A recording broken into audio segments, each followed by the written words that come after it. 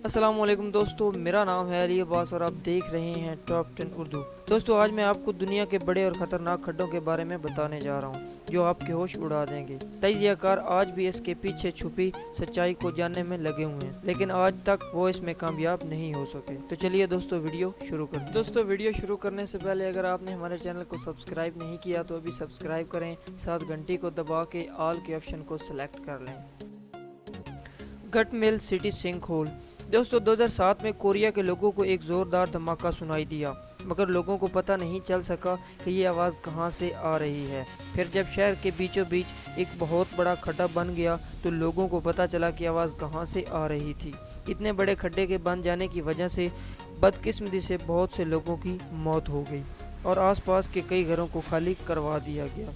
लेकिन दोस्तों, आज तक पता नहीं चल सका कि ये खड्डा किसने बनाया और इसके बनने की वजह क्या थी। डिलेक्सी होल।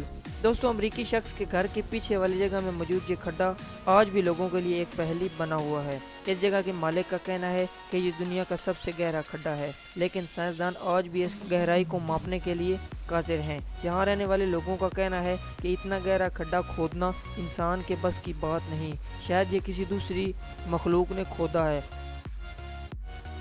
हाफमैन काई। दोस्तों, ये खड्डा साउथ अफ्रीका के एक जंगल में मौजूद है और हैरानकुन बात यह है कि इसमें एक कदीम कछुए का ढांचा मिला है जो कि बहुत बड़ा है। साइंसदान इस पर रिसर्च कर रहे हैं। दोस्तों, इसके अंदर 1000 साल पहले के इंसान का कंकर भी मिला है जो कि बहुत अजीब है।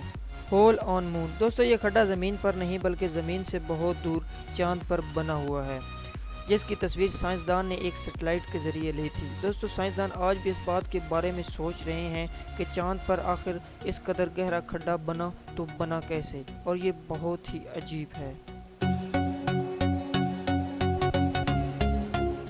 ब्रीजिंकी सिंक होल।